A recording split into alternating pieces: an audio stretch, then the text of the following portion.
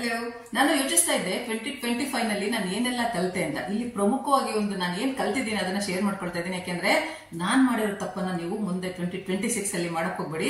ಯಾಕೆಂದ್ರೆ ಇದು ತುಂಬಾ ಇಂಪಾರ್ಟೆಂಟ್ ನಿಮ್ಮ ಒಂದು ಇಯರ್ ಸಕ್ಸಸ್ಫುಲ್ ಆಗೋದಕ್ಕೆ.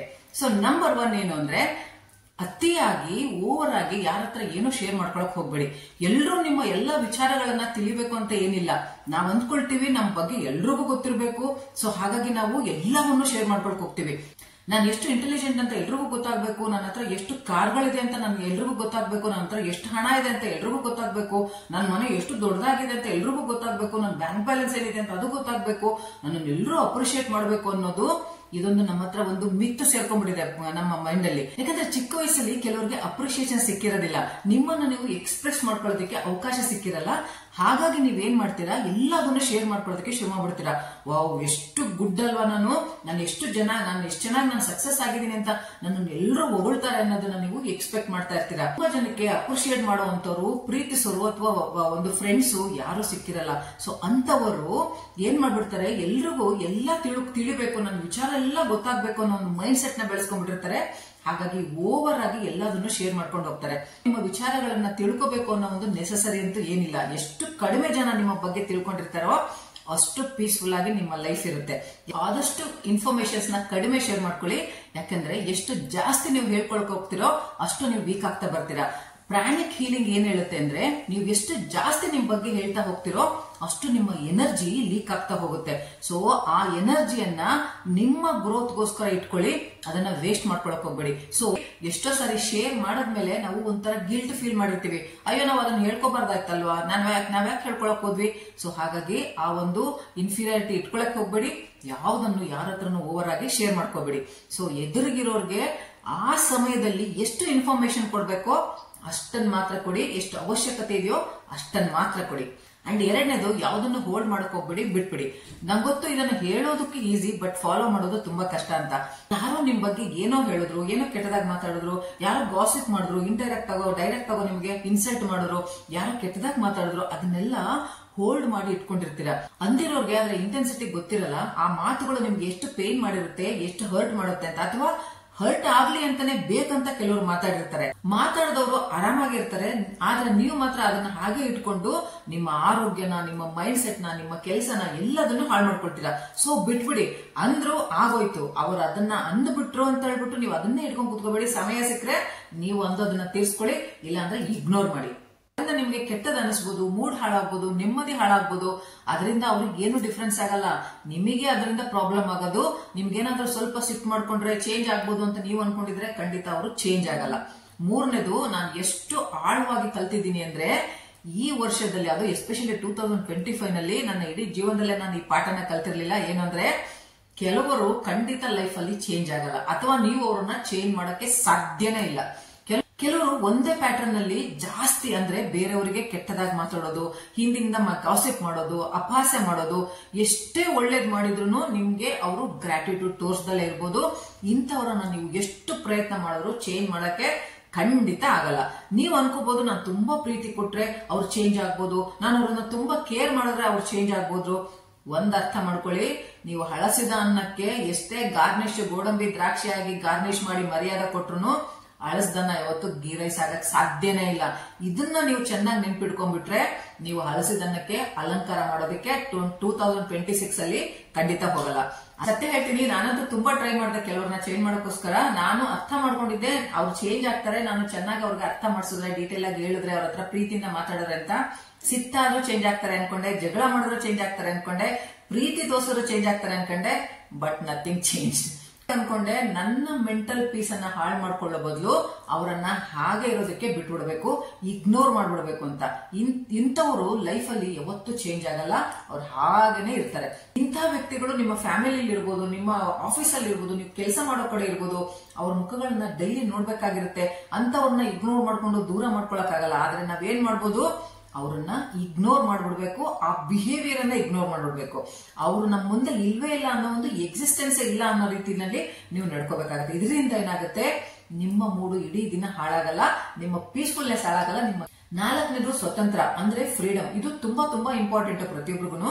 ಹಾಗೇನೆ ಇದು ವ್ಯಾಲ್ಯೂಬಲ್ ಕೂಡ. ನೀವು ಮದುವೆ ಆಗಿದ್ದೀರೋ ಅಥವಾ ಸಿಂಗಲ್ ಆಗಿದ್ದೀರೋ, ನೀವು ಫ್ಯಾಮಿಲಿ ಜೊತೆ ಇದ್ದೀರೋ, ಸಪರೇಟ್ ಆಗಿದ್ದೀರೋ, ಎಲ್ಲೇ ಇದ್ರೂ ಕೂಡ ನಮ್ಮ ಒಂದು ಫೀಲಿಂಗ್ಸ್ ಏನಿದೆ, ನಮ್ಮ ಒಂದು ಎಮೋಷನ್ಸ್ ಏನಿದೆ, ಅದನ್ನ ಎಕ್ಸ್ಪ್ರೆಸ್ ಮಾಡೋದಕ್ಕೆ ನಮಗೆ ಒಂದು ಅವಕಾಶ ಸಿಗಬೇಕು. ಖುಷಿ ಆದ್ರೆ, ನಮಗೆ ಬೇಜಾರಾದ್ರೆ, ಅಳು ಬಂದ್ರೆ, ಇದನ್ನೆಲ್ಲ ಎಕ್ಸ್ಪ್ರೆಸ್ ಮಾಡೋದಕ್ಕೆ ನಮಗೊಂದು ಜಾಗ ಇರಬೇಕು. ಆ ತರ ಒಂದು ಎನ್ವಿರಾನ್ಮೆಂಟ್ ಇರಬೇಕು. ಲೈಫ್ ಅಲ್ಲಿ ನೀವು ಕರಿಯರ್ ನ ಬಿಲ್ಡ್ ಮಾಡ್ಕೋಬೇಕು, ನೀವು ಏನೇ ಮಾಡ್ಬೇಕು ಅಂದ್ರೂ ಅದಕ್ಕೆ ಒಂದು ಸಪೋರ್ಟಿವ್ ಆಗಿ ಒಂದು ವಾತಾವರಣ ಇರಬೇಕು. ಹಾಗೆ ನಿಮಗೆ ಫ್ರೀಡಮ್ ಇರಬೇಕು. ಒಂದು ಒಳ್ಳೆ ಕೆಲಸ ಮಾಡೋದಕ್ಕೆ ಫ್ರೀಡಮ್ ಅಂದ್ರೆ, ನಾನು ಫ್ರೀಡಮ್ ಅಂದ ತಕ್ಷಣ ಸ್ವೇಚ್ಛಾಚಾರವಾಗಿ ರಾತ್ರಿ 2 ಗಂಟೆನೆಲ್ಲ ನಾನು ಓಡಾಡ್ತೀನಿ ಅದು ಫ್ರೀಡಮ್ ಅಲ್ಲ. ನೀವು ಕರಿಯರ್ಗೋಸ್ಕರ, ನಿಮ್ಮ ಅಭಿವೃದ್ಧಿಗೋಸ್ಕರ, ನಿಮ್ಮ ಸಂತೋಷಕ್ಕೋಸ್ಕರ, ಮನೆಯವರ ಒಂದು ಘನತೆಗೋಸ್ಕರ ನೀವು ಏನ್ ಮಾಡ್ಬೇಕು ಅಂತಿದ್ದೀರಾ ಅದನ್ನ ಮಾಡೋದಕ್ಕೆ ನಿಮಗೆ ಸ್ವತಂತ್ರ ಸಿಗುತ್ತಲ್ವಾ. ನಿಮ್ಮ ಎಮೋಷನ್ಸ್, ನಿಮ್ಮ ಹ್ಯಾಪಿನೆಸ್ ಆಗ್ಲಿ, ಅದು ಸ್ಯಾಡ್ ಆಗ್ಲಿ, ನಿಮ್ಮ ವೈಬ್ರೇಷನ್ಸ್ ನ ನೀವು ಫೀಲ್ ಮಾಡ್ಕೊಳ್ತೀರಲ್ವಾ, ಅದನ್ನ ಎಕ್ಸ್ಪ್ರೆಸ್ ಮಾಡೋದಕ್ಕೆ ನಿಮಗಲ್ಲ ಅವಕಾಶ ಸಿಕ್ಕರೆ ಅದನ್ನ ಫ್ರೀಡಮ್ ಅಂತಾರೆ. ಆದ್ರೆ ಅದನ್ನ ಹತ್ತಿಕ್ ಬಿಟ್ರೆ, ಅದನ್ನ ಹಾಗೆ ಸ್ತಬ್ ಮಾಡಿದ್ರೆ ಅದು ಫ್ರೀಡಮ್ ಅನ್ನಲ್ಲ. ಹಾಗಾಗಿ ನಿಮಗೆ ಆ ತರ ಒಂದು ಅವಕಾಶ ಸಿಕ್ಕರೆ, ನೀವು ಶ್ರೀಮಂತಿಕೆಯಲ್ಲಿ ಇರ್ತಿರೋ, ಬಡತನದಲ್ಲಿ ಇರ್ತಿರೋ, ನೀವು ಅಗರ್ಭ ಶ್ರೀಮಂತರಾಗಿದ್ರು ಕೂಡ ನಿಮಗೆ ಮನೆಯಲ್ಲಿ ಆ ತರ ವಾತಾವರಣ ಇಲ್ಲ ಅಂದ್ರೆ ನೀವು ಬಡವರೇನೆ. ಆದ್ರೆ ನೀವು ಬಡವರಾಗಿದ್ರು ಮನೆಯಲ್ಲಿ ನಿಮ್ಗೆ ಆ ಒಂದು ಪೂರಕ ವಾತಾವರಣ ಇದೆ ಅಂದ್ರೆ ನೀವು ಖಂಡಿತ ಅಗರ್ಭ ಶ್ರೀಮಂತ. ಇದು ಇನ್ವೆಸ್ಟ್ ಆನ್ ಕ್ವಾಲಿಟಿ ಥಿಂಗ್ಸ್. ನಾವು ತುಂಬಾ ಸರಿ ಅನ್ಕೊಂಡಿರ್ತೀವಿ, ಅದರಲ್ಲಿ ಎಸ್ಪೆಷಲಿ ನಾವು ಸ್ಕೂಲ್ ಕಾಲೇಜ್ ಹೋಗುವಾಗಲೇ ಜಾಸ್ತಿ ದುಡ್ಡು ಇರಲ್ವಲ್ಲ, ಅಯ್ಯೋ ಚಪ್ಪಲಿಗೆ ಮತ್ತೆ ಬಟ್ಟೆಗೆಲ್ಲ ಯಾಕೆ ಇಷ್ಟೊಂದು ದುಡ್ಡು ಹಾಕ್ಬೇಕು ನಾವು, ನಮ್ಗೆ ಅಷ್ಟೊಂದೆಲ್ಲ ಏನ್ ಬೇಕಾಗಿಲ್ಲ ಅಲ್ವಾ, ಒಂದೇ ಚಪ್ಪಲಿನ ವರ್ಷ ಗಂಟ್ಲೆ ನಾವು ಹಾಕೋಬಹುದಲ್ವಾ, ಅಂದ್ರೆ ಅದೇ ಕಮ್ಮಿ ರೇಟಿಂದ ಒಂದು 10 ಬಟ್ಟೆ ತಗೊಂಡು ಡೈಲಿ ಚೇಂಜ್ ಮಾಡ್ಬೋದಲ್ವಾ. ಇದು ನಾವು ತುಂಬಾ ದಡ್ಡತನದಿಂದ ನಾವು ಬೆಳ್ಕೊಂಡ್ ಬಂದಿದೀವಿ. ಯಾಕಂದ್ರೆ ಕ್ವಾಲಿಟಿ ಬಟ್ಟೆ ಆಗ್ಲಿ, ಕ್ವಾಲಿಟಿ ಚಪ್ಪಲಿ ಅಥವಾ ಶೂಸ್ ಆಗ್ಲಿ, ಅವೇ ಮಾತಾಡುತ್ತೆ. ನಮ್ಮ ಪರ್ಸನಾಲಿಟಿ ಡೆವಲಪ್ಮೆಂಟ್ ಅಲ್ಲಿ ನಾವೇನ್ ಹೇಳ್ಕೊಡ್ತೀವಿ ಗೊತ್ತಾ, ಇನ್ವೆಸ್ಟ್ ಆನ್ ಯುವರ್ ಕ್ಲೋತ್ಸ್. ಯಾಕಂದ್ರೆ ನಿಮ್ಮ ಕ್ಲೋತ್ಸ್ ಮಾತಾಡುತ್ತೆ. ಫಿನಾನ್ಷಿಯಲಿ ನೀವು ಎಷ್ಟು ಸ್ಟೆಬಿಲಿಟಿ ಇದೀರಾ ಅದ್ರ ಮೇಲೆ 1,000 2,000 ಹೀಗೆ ಒಂದು ಒಳ್ಳೆ ಬಟ್ಟೆಗಳನ್ನ ಅದನ್ನ ರಿಪೀಟ್ ಮಾಡಿದ್ರು ಪರವಾಗಿಲ್ಲ, ಆದ್ರೆ ಒಳ್ಳೆ ಕ್ವಾಲಿಟಿ ಬಟ್ಟೆನ, ಒಳ್ಳೆ ಕ್ವಾಲಿಟಿ ಸ್ಲಿಪ್ಪರ್ ನ ಹಾಕೊಳ್ಳೋದಕ್ಕೆ ಶುರು ಮಾಡಿ. ಯಾಕೆಂದ್ರೆ ಇದು ನಿಮಗೆ ಒಂದು ಘನತೆನ ಕೊಡುತ್ತೆ, ಒಂದು ಡಿಗ್ನಿಟನ್ನ ಕೊಡುತ್ತೆ. ಹಾಗೆಯೇ ನಿಮ್ಮನ್ನ ನೀವು ಕಂಫರ್ಟ್ ಫೀಲ್ ಮಾಡ್ತೀರಾ. ನೀವು ಚೆನ್ನಾಗಿ ಡ್ರೆಸ್ ಮಾಡ್ಕೊಂಡು 4 ಜನರ ಮಧ್ಯೆ ಹೋದ್ರೆ ನಿಮ್ಗೆ ಎಷ್ಟು ಕಂಫರ್ಟಬಲ್ ಇರುತ್ತೆ, ನೀವು ಅನ್ಕಂಫರ್ಟಬಲ್ ಫೀಲ್ ಮಾಡಲ್ಲ, ಆಗ ನೀವು ತುಂಬಾ ಕಾನ್ಫಿಡೆಂಟ್ ಫೀಲ್ ಮಾಡ್ತೀರಾ. ಹಾಗಾಗಿ ಇನ್ವೆಸ್ಟ್ ಇನ್ ಕ್ವಾಲಿಟಿ ಥಿಂಗ್ಸ್. 6ನೇದು, ನೀವು ಎಲ್ಲರನ್ನು ಎಲ್ಲಾ ಟೈಮ್ ಅಲ್ಲಿ ಎಲ್ಲರನ್ನು ಪ್ಲೀಸ್ ಮಾಡ್ಸಕ್ಕಾಗಲ್ಲ, ಸ್ಯಾಟಿಸ್ಫೈ ಮಾಡ್ಸಕ್ಕಾಗಲ್ಲ. ಇದನ್ನಂತೂ ನಿಮ್ ಮನಸ್ಸಲ್ಲಿ ಇಟ್ಕೊಳ್ಳಿ. ನಾನು ಇದನ್ನ ಲೈಫ್ ಅಲ್ಲಿ ತುಂಬಾ ನೋಡಿದೀನಿ. ನೀವ್ ಎಷ್ಟೇ ಒಳ್ಳೆತನ ತೋರಿಸಿದ್ರು, ನೀವ್ ಎಷ್ಟೇ ಒಳ್ಳೆಯವರಾಗಿದ್ರು, ಕೆಲವರು ಅದರಿಂದ ಪ್ಲೀಸ್ ಆಗಲ್ಲ, ಅದರಿಂದ ಅವ್ರಿಗೆ ಗ್ರೇಟ್ಫುಲ್ನೆಸ್ ಬರಲ್ಲ. ನಾವೆಷ್ಟೇ ಟ್ರೈ ಮಾಡಿದ್ರು ಅಷ್ಟೇ, ನೀವೇನೇ ಪ್ರೀತಿ ತೋರಿಸಿದ್ರಿ, ನೀವೇನೇ ಕೇರ್ ಮಾಡ್ರಿ, ಅವರಿಗೆ ಅವರು ಸ್ಯಾಟಿಸ್ಫೈ ಆಗೋದೇ ಇಲ್ಲ. ಅವೆಲ್ಲ ಒಂಥರ ಅನ್ಸ್ಯಾಟಿಸ್ಫೈಡ್ ಸೋಲ್ ಅಂತ ಹೇಳ್ತೀವಿ. ಕೆಲವು ಸರಿ ನೀವು ಕೆಲವರಿಗೆ ಎಲ್ಲವನ್ನೂ ಮಾಡ್ತೀರಾ, ನಿಮ್ಮ ಒಂದು ಕೇರು, ಪ್ರೀತಿ ಎಲ್ಲದನ್ನು ತೋರಿಸ್ತೀರಾ, ಆದ್ರೆ ಅವರಿಗೆ ಅದು ಬೇಕಿರಲ್ಲ, ಅವರ ಇಂಟೆನ್ಷನ್ ಬೇರೆ ಇರುತ್ತೆ. ನೀವೇನ್ ಮಾಡ್ಬೇಕು, ಅವ್ರ ಜೊತೆ ಕುತ್ಕೊಂಡು ಮಾತಾಡ್ಬೇಕು, what you want in life ಅಂತ ಕೇಳ್ಬೇಕು. ಇಲ್ಲ ಅಂದ್ರೆ ಬ್ಲೈಂಡ್ ಆಗಿ ಅವ್ರಿಗೆಲ್ಲ ನೀವು ನಿಮ್ಮ ಜೀವನ ತೆಗಿತಾ ಇದ್ರು ಕೂಡ ಒಂದಿನ ಅವರಿಗೆ ನಾನೇ ನಿಮ್ಗೆ ಹೇಳಿದ್ನ ಇದನ್ನ ಮಾಡೋದಕ್ಕೆ ಅಂತ ನಿಮಗೇನೆ ರಿವರ್ಸ್ ಬರುತ್ತೆ. ಅವಾಗ ನಿಮ್ಮ ಹೃದಯ ಹೊಡೆದೋಗ್ಬೋದು. ಅಂಡ್ ಥಿಂಕ್ ಮಾಡ್ತೀರಾ, ಇದಕ್ಕೋಸ್ಕರ ನಾನು ಇಷ್ಟೆಲ್ಲ ಕಷ್ಟಪಟ್ಟಿದ್ದೆ ಇವ್ರಿಗೋಸ್ಕರ ಅಂತ. ಆ ದಿನ ಬರೋದಕ್ಕೆ ಖಂಡಿತ ಬಿಟ್ಕೋಬೇಡಿ. ನಾಳೆ ಅವರಿಗದು ಬೇಕಿರಲ್ಲ, ಅವರು ಸಮಯ ಸಾಧಕರಾಗಿ ನಿಮ್ಮ ಹತ್ರ ಒಂದು ಕೆಲಸಗಳನ್ನ ಮಾಡಿಸ್ಕೊಂಡಿರ್ತಾರೆ. ಅವರ ಒಂದು ಪ್ಲಾನಿಂಗ್ ಏನಿರುತ್ತೆ ಅದು ಡಿಫ್ರೆಂಟ್ ಆಗಿರುತ್ತೆ. ಹಾಗಾಗಿ ನಿಮ್ಮ ಕೇರು, ನಿಮ್ಮ ಕನ್ಸರ್ನ್ ಅನ್ನ ತೋರ್ಸಕ್ಕಿಂತ ಮುಂಚೆ ನಾವು ಯಾರಿಗೆ ತೋರಿಸ್ತಿದೀವಿ ಅನ್ನೋದನ್ನ ಅರ್ಥ ಮಾಡ್ಕೊಂಡು ತೋರಿಸಿ.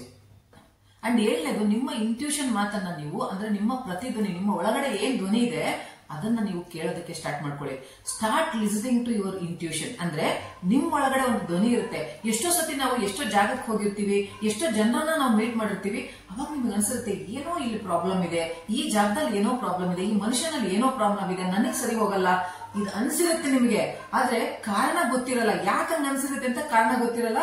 ಹಾಗಾಗಿ ನಾವು ಅದನ್ನ ಇಗ್ನೋರ್ ಮಾಡ್ಬಿಟ್ರಿ. ಪರ್ಸನ್ ನಲ್ಲಿ ಅಥವಾ ಪ್ಲೇಸ್ ಅಲ್ಲಿ ಏನೋ ಎಡವಟ್ಟಿದೆ ಅಂತ ಫೀಲ್ ಆಗಿರುತ್ತೆ, ಸಮಥಿಂಗ್ ಈಸ್ ರಾಂಗ್ ಅಂತ ಅನ್ಸಿರುತ್ತೆ. ಅದು ಇಂಟ್ಯೂಷನ್, ಅದೇ ನಮ್ಮ ಒಳಗಿನ ಧ್ವನಿ. ಅದನ್ನ ನಾವು ಕೇಳೋದಿಲ್ಲ, ನಾವು ಇಗ್ನೋರ್ ಮಾಡ್ಬಿಡ್ತೀವಿ. ಸೊ ನಮ್ಮ ಕಾನ್ಶಿಯಸ್ ನಮಗೆ ಹೇಳ್ತಾ ಇರುತ್ತೆ ಒಳಗಿಂದ, ನಿನಗೆ ಸರಿ ಹೋಗಲ್ಲ, ಈ ಪರ್ಸನ್ ನಿನಗೆ ಸರಿ ಹೋಗಲ್ಲ, ಈ ಪ್ಲೇಸ್ ನಿನಗೆ ಸರಿ ಹೋಗಲ್ಲ ಅಂತ. ಬಟ್ ನಾವು ಅದನ್ನ ಅರ್ಥ ಮಾಡ್ಕೊಂಡಿರೋದು. ನೀವ್ ಇದನ್ನ ಅರ್ಥ ಮಾಡ್ಕೊಳ್ಳಿ. ನಿಮ್ಗೆ ಏನಾದ್ರೂ ಅನ್ಸಿದ್ರೆ ಒಂದು ಕ್ಷಣ ಪಾಸ್ ಮಾಡ್ಕೊಂಡು ಒಂದು 5 ನಿಮಿಷ ಯೋಚನೆ ಮಾಡಿ, ನನ್ಗೆ ಯಾಕೆ ಹಿಂಗ್ ಅನಿಸ್ತಾ ಇದೆ, ಯಾಕೆ ಈ ತರ ಫೀಲ್ ಬರ್ತಾ ಇದೆ, ಈ ಪರ್ಸನ್ ಆಗ್ಲಿ, ಈ ಪ್ಲೇಸ್ ಆಗ್ಲಿ ನನಗೆ ಸರಿ ಹೋಗ್ತಾ ಇಲ್ಲ ಅಂತ ಯಾಕೆ ಅನ್ನಿಸ್ತಿದೆ, ಇದನ್ನ ನೀವು ಕೇಳಿ, ನಿಮ್ಮ ಒಳಗಿನ ಧ್ವನಿಯನ್ನ ಕೇಳಿ ಆಮೇಲೆ ನೀವು ಡಿಸೈಡ್ ಮಾಡಿ. ಅಂಡ್ 8ನೇದು, ಯಾರು ನಿಮ್ಮನ್ನ ಬ್ಯಾಡ್ ಫೀಲಿಂಗ್ ಆಗೋ ಹಾಗೆ, ನಿಮ್ ಬಗ್ಗೆ ನಿಮಗೆ ಇನ್ಸೆಕ್ಯೂರ್ ಆಗೋ ಹಾಗೆ ನಿಮ್ಗೆ ಫೀಲ್ ಮಾಡಿರ್ತಾರೋ ಅವರೇ ಖುದ್ದಾಗಿ ಇನ್ಸೆಕ್ಯೂರ್ ಆಗಿರ್ತಾರೆ, ಸ್ಯಾಡ್ ಸೋಲ್ ಆಗಿರ್ತಾರೆ. ಇದನ್ನ ನೆನ್ಪಿಟ್ಕೊಳ್ಳಿ. ಯಾಕೆಂದ್ರೆ ಹ್ಯಾಪಿ ಆಗಿರೋರು ಯಾವತ್ತೂ ಇನ್ನೊಬ್ಬರನ್ನ ಸ್ಯಾಡ್ ಫೀಲ್ ಮಾಡಿಸೋದಕ್ಕೆ ಸಾಧ್ಯನೇ ಇಲ್ಲ. ಅವ್ರ ಮೇಲೆನೆ ಒಂದು ಕಾನ್ಫಿಡೆನ್ಸ್ ಇರಲ್ಲ, ಅವ್ರಿಗೇನೆ ಸೆಕ್ಯೂರಿಟಿ ಇರಲ್ಲ, ಅವರು ಹ್ಯಾಪಿ ಆಗಿ ಇಟ್ಕೊಂಡಿರಲ್ಲ. ಹಾಗಾಗಿ ಕೆಲವರು ಇಂಟೆನ್ಷನ್ ಅಲ್ಲಿ ನಿಮ್ಗೆ ಹಾಗೆ ಫೀಲ್ ಮಾಡಿಸ್ತಾರೆ, ನೀವು ಸ್ಯಾಡ್ ಆಗ್ಬೇಕು, ನೀವು ಇನ್ಸೆಕ್ಯೂರ್ ಆಗ್ಬೇಕು ಅಂತ ಹೇಳ್ಬಿಟ್ಟು ಬೇಕಂತ ಮಾಡಿರ್ತಾರೆ. ಅದನ್ನ ಅರ್ಥ ಮಾಡ್ಕೊಳ್ಳಿ. ಯಾವತ್ತು ದೂರದವರಾಗಿರಲ್ಲ, ಅವ್ರ ಫ್ಯಾಮಿಲಿಯವರೇ ಆಗಿರ್ತಾರೆ, ನಮ್ಗೆ ಹತ್ರದವರಾಗಿರ್ತಾರೆ. ಯಾಕೆಂದ್ರೆ ಯಾರೋ ದೂರದವ್ರು ನಮ್ಗೆ ಇನ್ಸೆಕ್ಯೂರಿಟಿ ಫೀಲ್ ಮಾಡಿಸಿದ್ರೆ, ನಮ್ಗೆ ಸ್ಯಾಡ್ ಫೀಲ್ ಮಾಡಿಸಿದ್ರೆ ಮೆಸೇಜ್ ಮಾಡೋದು ನಾವು ತಲೆ ಕೆಡಿಸ್ಕೊಳ್ಳಲ್ಲ. ನಮ್ ಸುತ್ತಮುತ್ತ ಇರ್ತಾರಲ್ಲ, ನಾವು ಡೈಲಿ ಯಾರ ಜೊತೆ ಇರ್ತೀವೋ ಅವ್ರು ನಮ್ಗೆ ಸ್ಯಾಡ್ ಫೀಲ್ ಮಾಡ್ಸಕ್ ನೋಡಿದ್ರೆ, ಇನ್ಸೆಕ್ಯೂರ್ ಫೀಲ್ ಮಾಡ್ಸಕ್ ನೋಡಿದ್ರೆ ನಾವು ಬೇಗ ಆಗ್ಬಿಡ್ತೀವಿ. ಅವರಿಗೆ ಒಂಥರ ಸ್ಯಾಡ್ ಫೀಲಿಂಗ್ ಇರುತ್ತೆ ಆಲ್ವೇಸ್. ಅವರು ಇನ್ಸೆಕ್ಯೂರ್ ಆಗಿರ್ತಾರೆ, ಲ್ಯಾಕಿಂಗ್ ಆಗಿರ್ತಾರೆ. ಆಮೇಲೆ ನಿಮ್ಮ ಮೇಲೆ ಅವ್ರಿಗೆ ಜೆಲಸ್ ಇರುತ್ತೆ. ಹಾಗಾಗಿ ನಿಮ್ಮನ್ನ ಅವರು ಜಡ್ಜ್ ಮಾಡೋದಕ್ಕೆ ಶುರು ಮಾಡ್ತಾರೆ. ನೀವೇನ್ ಬಟ್ಟೆ ಹಾಕಿದೀರಾ, ನೀವೇನ್ ಜ್ಯುವೆಲ್ಸ್ ಹಾಕಿದೀರಾ, ಚಿಕ್ಕ ಚಿಕ್ಕ ವಿಚಾರನೂ ಅಬ್ಸರ್ವ್ ಮಾಡ್ತಾರೆ. ಮೇಲಿಂದ ಕೆಳಗೆ ನಿಮ್ಮನ್ನ ನೋಡ್ತಾ ಇರ್ತಾರೆ. ಯಾಕಂದ್ರೆ ಇವತ್ತಿನವರೆಗೆ ತಮ್ಮ ಬಗ್ಗೆ ತಮಗೆ ಗುಡ್ ಫೀಲಿಂಗ್ ಇರಲ್ಲ. ಅವ್ರಿಗೆ ಒಂಥರ ನಾನ್ ಚೆನ್ನಾಗಿಲ್ಲ, ನಾನು ಅಸಹ್ಯವಾಗಿದ್ದೀನಿ, ಈ ತರ ಇನ್ಸೆಕ್ಯೂರಿಟಿ ಫೀಲಿಂಗ್ ಇರುತ್ತಲ್ವಾ. ಅವಾಗ ಏನಾಗುತ್ತೆ, ಇನ್ಫೀರಿಯರ್ ಕಾಂಪ್ಲೆಕ್ಸ್ ಇಂದ ನಿಮ್ಮನ್ನ ಅವರು ಅಕ್ಸೆಪ್ಟ್ ಮಾಡ್ಕೊಳಕ್ಕೆ ರೆಡಿ ಇರಲ್ಲ. ತಮ್ಮನ್ ತಾವೇ ಅಕ್ಸೆಪ್ಟ್ ಮಾಡ್ಕೊಂಡಿಲ್ಲ ಅಂದ್ರೆ ಬೇರೆಯವ್ರನ್ನ ಅವ್ರು ಹೇಗೆ ಅಕ್ಸೆಪ್ಟ್ ಮಾಡ್ಕೊಳ್ತಾರಲ್ವಾ. ಹಾಗಾಗಿ ಸ್ಯಾಡ್ ಪೀಪಲ್ ಏನಿರ್ತಾರೆ ಅವರಿಂದ ಆದಷ್ಟು ದೂರ ಇರಿ. ಅವ್ರು ಎಷ್ಟೇ ಸ್ಯಾಡ್ ಫೀಲ್ ಮಾಡಿಸಿದ್ರು ನೀವು ಸ್ಯಾಡ್ ಆಗೋಕ್ ಹೋಗ್ಬೇಡಿ. ನಿಮ್ಮ ಹ್ಯಾಪಿನೆಸ್ ಅನ್ನ ನೀವು ಕಳ್ಕೊಬೇಡಿ. ಇಂಥ ಗುಣ ಏನಿರುತ್ತೆ ಅವ್ರು ಖಂಡಿತ ಚೇಂಜ್ ಆಗಲ್ಲ. ಅವ್ರನ್ನ ಹಾಗೆ ಬಿಟ್ಬಿಡಿ. ಅಂಡ್ 9ನೇದು, ಏನನ್ನು ಎಕ್ಸ್ಪೆಕ್ಟ್ ಮಾಡಕ್ ಹೋಗ್ಬೇಡಿ. ನಾನು ಇದನ್ನ ತುಂಬಾ ಸರ್ತಿ ತಪ್ಪು ಮಾಡ್ಬಿಟ್ಟಿದ್ದೀನಿ 2025 ನಲ್ಲಿ. ಇದು ಹೇಗಾಗುತ್ತೆ ಅಂದ್ರೆ, ನಾವೆಲ್ರಿಗೋಸ್ಕರ ಕೆಲಸಗಳನ್ನ ಮಾಡ್ತೀವಿ, ಅವರಿಂದ ನಾವು ಏನು ಎಕ್ಸ್ಪೆಕ್ಟ್ ಮಾಡಬಾರ್ದಂತೆ.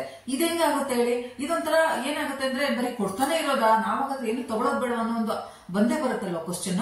ಹಾಗಾಗಿ ತುಂಬಾ ಅಯ್ಯೋ ನಿನ್ ಕೆಲಸ ನೀನ್ ಮಾಡ್ತಾ ಹೋಗು, ಫಲಾಫಲ ದೇವ್ರಿಗೆ ಬಿಟ್ಬಿಡು. ಹಾಗಾದ್ರೆ ನಾನು ಯಾರಿಗೋಸ್ಕರ ಡೈಲಿ ನಾನು ಸೇವೆ ಮಾಡ್ತಾನೆ ಇರೋ, ಅವರಿಂದ ನನಗೆ ಒಂದಿಷ್ಟು ಪ್ರೀತಿ ಸಿಕ್ಕಿಲ್ಲ ಅಂದ್ರೆ ಹೇಗಾಗುತ್ತೆ ಅಲ್ವಾ. ಹಾಗಾಗಿ ನನ್ಗೆ ಅನ್ಸುತ್ತಲ್ವಾ, ನಾನ್ಯಾಕೆ ಇವ್ರಿಗೆಲ್ಲ ಮಾಡ್ಬೇಕು, ನಾನ್ಯಾಕೆ ದುಡಿತಾನೆ ಇರ್ಬೇಕು, ಬೇರೆಯವ್ರಿಗೋಸ್ಕರ ನನಗೆ ಇಷ್ಟೊಂದು ಕಷ್ಟ ಪಡ್ಬೇಕು, ಅವ್ರ ಪಾಡಿಗೆ ಇದ್ಬಿಟ್ರೆ ನಾನೇನು ಕಷ್ಟ ಪಡ್ಬೇಕು, ಈ ಒಂದು ಭಾವನೆ ನಮಗೆ ಬಂದೇ ಬರುತ್ತೆ.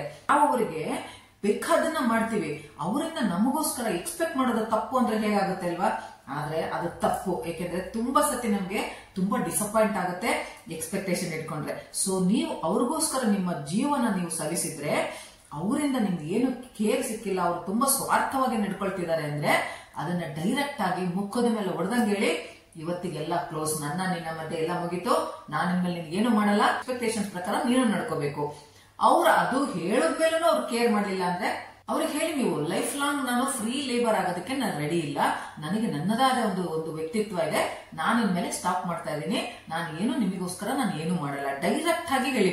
ನೀವು ಎಕ್ಸ್ಪ್ರೆಸ್ ಮಾಡಿದ್ಮೇಲೆ ಅವ್ರು ನಿಮ್ಗೋಸ್ಕರ ಅವ್ರು ಏನು ಮಾಡಿಲ್ಲ ಅಂದ್ರೆ ವೆಲ್ ಅಂಡ್ ಗುಡ್. ನೀವೇನ್ ಮಾಡ್ಬೇಕು, ನೀವು ಹೇಳಿದ್ರಿ ಅವ್ರು ಮಾಡ್ಲಿಲ್ಲ, ಕ್ಲಿಯರ್ ಆಗಿ ನೀವು ಅರ್ಥ ಮಾಡ್ಕೋಬೇಕು.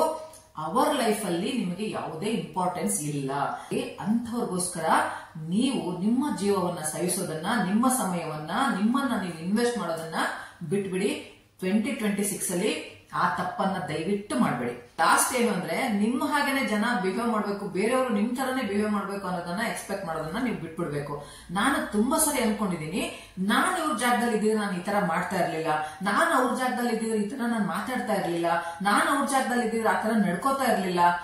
ಇಲ್ಲಿ ನಾನು ಏನ್ ತಪ್ಪು ಮಾಡಿದೆ ಅಂದ್ರೆ, ನಾನ್ ಹೇಗೆ ಮೆಚ್ಯೂರ್ಡ್ ಆಗಿ ಯೋಚನೆ ಮಾಡ್ತೀನಿ, ನಾನ್ ಹೇಗೆ ಸ್ಟ್ಯಾಂಡರ್ಡ್ ಆಗಿ ಯೋಚನೆ ಮಾಡ್ತೀನಿ, ನಾನ್ ಹೇಗೆ ಬೇರೆಯವ್ರ ಬಗ್ಗೆ ಒಳ್ಳೇದನ್ನೇ ಯೋಚನೆ ಮಾಡ್ತೀನಿ, ಅವರು ನನ್ನ ಬಗ್ಗೆ ಅದೇ ತರ ಯೋಚನೆ ಮಾಡ್ತಾರೆ ಅನ್ನೋ ಒಂದು ಮಿಸ್ಕನ್ಸೆಪ್ಷನ್ ಅನ್ನ ನಾನು ಇಟ್ಕೊಂಡ್ಬಿಟ್ಟಿದ್ದೆ. ಆದ್ರೆ 2025 ನಲ್ಲಿ ನನಗೆ ಗೊತ್ತಾಗಿದ್ದು, ನಂತರ ಜನ ಇರಲ್ಲ, ಅವರ ಒಂದು ಮೆಂಟಾಲಿಟಿನೇ ಬೇರೆ ಇರುತ್ತೆ, ಅವರ ಒಂದು ಬಿಹೇವಿಯರ್ ಪ್ಯಾಟರ್ನ್ ಬೇರೆ ಇರುತ್ತೆ, ಅವರ ಒಂದು ಮೈಂಡ್ ಸೆಟ್ ಬೇರೆ ಇರುತ್ತೆ, ಅವರ ಒಂದು ಥಾಟ್ ಪ್ರೊಸೆಸ್ ಬೇರೆ ಇರುತ್ತೆ. ಯಾಕೆಂದ್ರೆ ಅವರು ನೀವಲ್ಲ, ನೀವು ಅವರಲ್ಲ. ಹಾಗಾಗಿ ನಿಮ್ಮ ಹಾಗೆ ಎಲ್ಲರೂ ಇರಬೇಕು ಅನ್ನೋದನ್ನ ಎಕ್ಸ್ಪೆಕ್ಟ್ ಮಾಡಬೇಡಿ. ಅವರವರ ಬಿಹೇವಿಯರ್ ಅವರವ್ರಿಗೆ ಬಿಟ್ಟಿದ್ದು. ಯಾಕೆಂದ್ರೆ ತುಂಬಾ ಜನ, ನಾನು ಅವಾಗಲೇ ಹೇಳಿಲ್ವ ನಿಮ್ಗೆ, ಹಳಸಿದನ್ನ ನೀವು ಗೀ ರೈಸ್ ಮಾಡಕ್ ಹೋದ್ರೆ ಅದು ಖಂಡಿತ ಆಗಲ್ಲ. ಯಾರ್ಯಾರು ಹೆಂಗಿರ್ತಾರೆ ಅವ್ರು ಹಂಗೆ ಇರ್ಲಿ, ಅವ್ರನ್ನ ಸರಿನೂ ಮಾಡಕ್ ಹೋಗ್ಬೇಡಿ, ಅವರಿಂದ ಏನು ಎಕ್ಸ್ಪೆಕ್ಟ್ ಮಾಡಕ್ ಹೋಗ್ಬೇಡಿ. ನಿಮ್ಮ ತರ ಅವರು ಬಿಹೇವ್ ಮಾಡ್ಲಿ ಅನ್ನೋದನ್ನ ಬಿಟ್ಬಿಡಿ. ಅಂಡ್ ಲಾಸ್ಟ್ ಅಲ್ಲಿ ಒಂದು ಬೋನಸ್ ಟಿಪ್ ಹೇಳ್ತಾ ಇದೀನಿ, ಇದು ತುಂಬಾ ಇಂಪಾರ್ಟೆಂಟ್. ನನ್ನ ಹತ್ರ ಎಷ್ಟೇ ಜ್ಞಾನ ಇರ್ಲಿ, ನಾನು ಎಷ್ಟೇ ತಿಳ್ಕೊಂಡಿರ್ಲಿ, ಎಷ್ಟೇ ಪ್ರಪಂಚ ಜ್ಞಾನ ಇರ್ಲಿ, ನನ್ಗೆ ಎಷ್ಟೇ ನಾಲೆಜ್ ಇರ್ಲಿ, ಎಲ್ಲಿವರೆಗೂ ಯಾರಾದ್ರೂ ಬಂದು ಅಡ್ವೈಸ್ ಕೇಳೋವರೆಗೂ ನಿಮ್ಮ ಬಾಯಿಗೆ ಬೀಗ ಹಾಕ್ಬಿಟ್ಟು ಕೀನ ಎಸ್ಬಿಡಿ. ಯಾರನ್ನಾದ್ರೂ ನಾನು ಸುಧಾರಿಸ್ಬಿಡ್ತೀನಿ, ಚೇಂಜ್ ಮಾಡ್ಬಿಡ್ತೀನಿ ಅಂತ ಹೇಳ್ಬಿಟ್ಟು ಅವ್ರಿಗೆ ಫ್ರೀ ಆಗಿ ನೀವು ಜ್ಞಾನನ ಕೊಡಕ್ ಹೋದ್ರೆ ಅವ್ರು ಖಂಡಿತ ಚೇಂಜ್ ಆಗಲ್ಲ.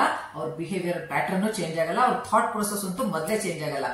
ಅವರಾಗೆ ಅವ್ರು ಬಂದು ನಿಮ್ಮ ಹತ್ರ ಅಡ್ವೈಸ್ ಕೇಳಕ್ಕಿಂತ ಮುಂಚೆ ಯಾರಿಗೂ ಬಿಟ್ಟಿಯಾಗಿ ಫ್ರೀ ಆಗಿ ನೀವು ಅಡ್ವೈಸ್ ಅನ್ನ ಕೊಡಕ್ ಹೋಗ್ಬೇಡಿ. ಸೊ ಹಾಗಾಗಿ 2026 ಅಲ್ಲಿ ನಾನ್ ಮಾಡಿರೋ ಈ ತಪ್ಪುಗಳನ್ನ ಮಾಡಕ್ ಹೋಗ್ಬೇಡಿ. ನಿಮ್ಮನ್ನ ನೀವು ಕೇರ್ ಮಾಡ್ಕೊಳ್ಳಿ, ನಿಮ್ಮನ್ನ ನೀವು ಪ್ರೀತಿ ಮಾಡ್ಕೊಳ್ಳಿ, ಹಾಗೇನೆ ನಿಮ್ಮನ್ನ ನೀವು ಖುಷಿಯಾಗಿ ಇಟ್ಕೊಳ್ಳಕ್ ನೋಡ್ಕೊಳ್ಳಿ. ಹಾಗೇನೆ ನಿಮ್ಮ ಅಡ್ವೈಸ್ ಏನಿದೆ, ನಿಮ್ಮ ಜ್ಞಾನ ಏನಿದೆ, ಫ್ರೀಯಾಗಿ ಯಾರಿಗೂ ಹಂಚಕ್ ಹೋಗ್ಬೇಡಿ. ಅದು ನಿಮ್ಮ ಹತ್ರನೇ ಇರ್ಲಿ. ಯಾರಾದ್ರೂ ಕೇಳಿದ್ರೆ ಮಾತ್ರ ಅಲ್ಲಿ ನಿಮ್ಗೆ ಬೆಲೆ ಇದೆ ನಿಮ್ಮ ಮಾತುಗಳಿಗೆ ಅಂದ್ರೆ ಮಾತ್ರ ನೀವು ಮಾತಾಡಕ್ ಹೋಗಿ ಜ್ಞಾನವನ್ನ ಹಂಚಕ್ ಹೋಗಿ. ಓಕೆನಾ? So see in the next video. Bye.